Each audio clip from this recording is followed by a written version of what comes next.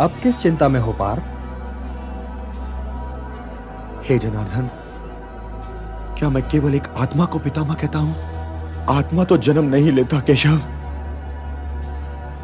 आत्मा तो जन्म नहीं लेता, किंतु लोग तो जन्म लेते हैं केशव। हाँ, लोग जन्म तो अवश्य लेते हैं पार्थ, किंतु इस तर्क को तनिक आगे बढ़ाओ महाबाहो, तनिक आगे बढ़ाओ। जो जन्म लेगा उसकी मृत्यु तो निश्चित है, तो निश्चित का शोक क्यों? नैनम छिंदन्ति शस्त्राणि नैनम दहति पावकः न चैनम क्लेदयन्त्यापो न शोषयति मारुतः। मृत्यु तो केवल शरीर की होती है, और उसकी मृत्यु के पश्चात भी आत्मा नहीं मरता, क्योंकि शस्त्र उसे काट नहीं सकता, अग्नि उसे जला नहीं सकती, जल उसे गीला नहीं कर सकता, और वायु उसे सुखा नहीं सकती। इसलिए मारने या मरने के प्रश्न को लेकर चिंतित होना व्यर्थ है पार्थ, व्यर्थ है। हे केशव, तो फिर मैं ज्ञान योग के ही मार्ग पर क्यों न चलूं? किंतु हे पार्थ, ज्ञान योग भी कर्म के त्यागने का मार्ग नहीं है, क्योंकि कर्म के बिना तो जीवन संभव ही नहीं। और हे पार्थ, अपने नियत कर्म करना कुछ न करने से अच्छा है। जो अपने इंद्रियों को नियंत्रित रखे, जो उन पर अपनी चेतना का अंकुश लगाकर उन्हें कर्मोन्मुख करे, उन्हें कर्म की दिशा दिखाए, वही श्रेष्ठ है। नियतम कुरु कर्मत्वम कर्म ज्यायो यह कर्मणः शरीर यात्रापि चते न प्रसिद्धेत अकर्मणः यज्ञार्थात् कर्मणोन्यत्र लोकोयम कर्म बंधनः तदर्थम कर्म कौन्तेय मुक्त संगः समाचर। हे कौन्तेय, कर्म ऐसे करो जैसे यज्ञ किया जाता है, क्योंकि कर्म ही यज्ञ है और इसका स्रोत स्वयं अविनाशी ब्रह्मा है। इसलिए कर्म का मार्ग सीधा ब्रह्मा तक जाता है, और इसीलिए जो व्यक्ति सृष्टि चक्र चलाने में योगदान नहीं करता, उसका जीवन मूल्यहीन हो जाता है। तुम इस मूल्यहीनता की ओर न जाओ पार्थ, तुम इस मूल्यहीनता की ओर न जाओ। इंद्रियाणि पराण्याहुः इंद्रियेभ्यः परम मनः मनसस्तु परा बुद्धिः यो बुद्धेः परतस्तु सः। हे पार्थ, जड़ पदार्थ से इंद्रियां श्रेष्ठ है और इंद्रियों से श्रेष्ठ है मन, मन से श्रेष्ठतर है बुद्धि और बुद्धि से भी श्रेष्ठ है आत्मा। तो आत्मा की चिंता करो पार्थ, आत्मा की चिंता करो, और देह, इंद्रियों, मन और बुद्धि से ऊपर उठने का प्रयत्न करो।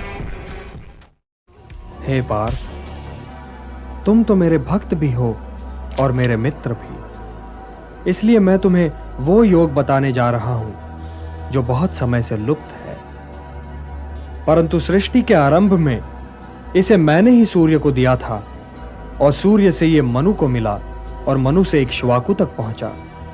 सूर्य को दिया था?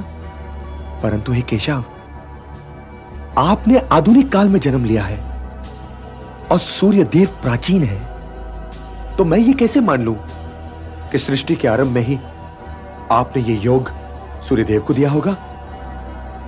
बहूनि मे व्यतीतानि जन्मानि तव चार्जुन तान्यहं वेद सर्वाणि न त्वं वेत्थ परंतप। हाँ पार्थ, मेरे और तुम्हारे बहुत से जन्म हो चुके हैं, मुझे वो सारे जन्म याद हैं, परंतु तुम्हें याद नहीं है।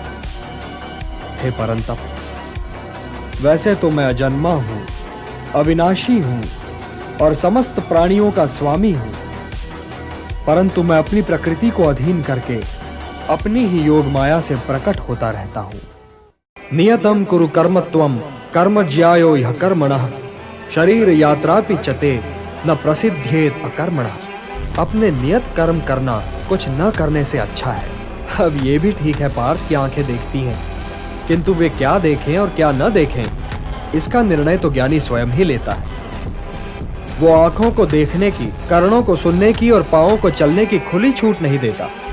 विकल्प के इसी मोड़ पर ज्ञानी और अज्ञानी के अंतर का भेद खुलता है पार्थ। इसलिए कर्म तो आवश्यक है, क्योंकि उसके बिना तो शरीर का निर्वाह संभव ही नहीं। किंतु हे पार्थ, ज्ञानी पुरुष की भांति कर्म करो, ज्ञानी पुरुष की भांति। किंतु योग मार्ग पे चलते चलते मन भटक तो सकता है। भटक क्यों नहीं सकता? अवश्य भटक सकता है। केशव, भटक जाने वाला बादल की भांति छिन्न भिन्न होकर कहीं नष्ट तो नहीं हो जाता केशव? वो चाहे लोक हो चाहे परलोक, कल्याणकारी शुभ कार्य करने वालों की दुर्गति तो हो ही नहीं सकती। हे कुंती पुत्र, मुझ में मन लगाओ, मुझ पर निर्भर होकर योग करो, तुम्हें मेरा संशय रहित पूर्ण ज्ञान मिल जाएगा। हे धनंजय, सबसे बड़ा सत्य तो मैं ही हूँ। मैं ही वो धागा हूँ जिसमें ये सारी प्रकृति मणियों की भांति पिरोई हुई है। हे कौंतेय, जल में रस मैं हूँ, सूर्य और चंद्रमा में प्रकाश मैं हूँ, वेदों में ओमकार मैं हूँ, प्राणियों में जीवन शक्ति मैं हूँ, तपस्वियों का तप मैं हूँ।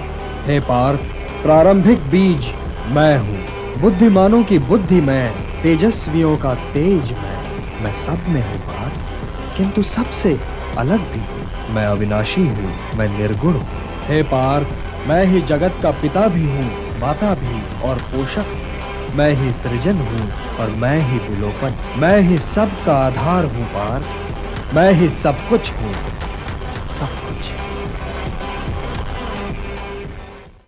9 द्वार वाले इस घर से अब आगे चलो संजय। वासुदेव कह रहे हैं। तो हे पार्थ, ये नश्वर जीवन बहुत ही महत्वपूर्ण है, क्योंकि इसके उपरांत तुम्हारा आत्मा तो अवश्य होगा, किंतु तुम नहीं होगे। तो इस नश्वर जीवन काल को अर्थपूर्ण और समाज के लिए कल्याणकारी बनाओ पार्थ। ज्ञान प्रकाश है, तो इस प्रकाश को प्राप्त करो, और यदि तुमने ऐसा कर लिया तो इन भ्रमों में भटकने से बच जाओगे जिनमें आज भटक रहे हो। मनुष्य के भ्रमित होने का कारण ये है पार्थ कि उसका अज्ञान उसके ज्ञान को ढक देता है, और जब आत्मज्ञान अज्ञान को नष्ट कर देता है तो ज्ञान उस परम तत्व को सूर्य की भांति प्रकाशित कर देता है, और ज्ञानी इस नश्वर जीवन ही में परम सत्य को प्राप्त कर लेते हैं। उन्हें जन्म पर जन्म नहीं लेना पड़ता, वो इसी नश्वर जीवन में मोक्ष को प्राप्त कर लेते हैं। बुद्धि युक्तो जहातीह उभे सुकृत दुष्कृते तस्मात् योगाय युज्यस्व योगः कर्मसु कौशलम। योग कर्म का कौशल है, मोह का त्याग कर्म का कौशल है, मोह से मुक्त होकर अपने कर्तव्य का पालन करना कर्म का कौशल है, सफलता और असफलता दोनों ही में समान रहना कर्म का कौशल है।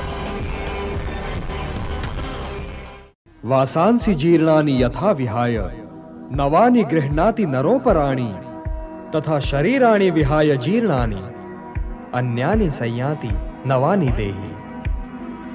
हे पार्थ, विनाश तो आत्मा को छू ही नहीं सकता, तो फिर शोक कैसा, और किसके विनाश का? क्या वस्त्र के विनाश का? किंतु वस्त्र तो अमर नहीं होता, वो तो त्यागे जाने के लिए ही होता है, और आत्मा मरता नहीं, कभी नहीं मरता। किंतु वे जो सामने खड़े हैं, वे इस युद्ध के पश्चात सबके सब होंगे ना केशव? सबके सब होंगे ना? ये होना और ना होना क्या है पार्थ? क्योंकि वो समय तो कभी था ही नहीं जब मैं नहीं था, या तुम नहीं थे, या ये सारे लोग नहीं थे।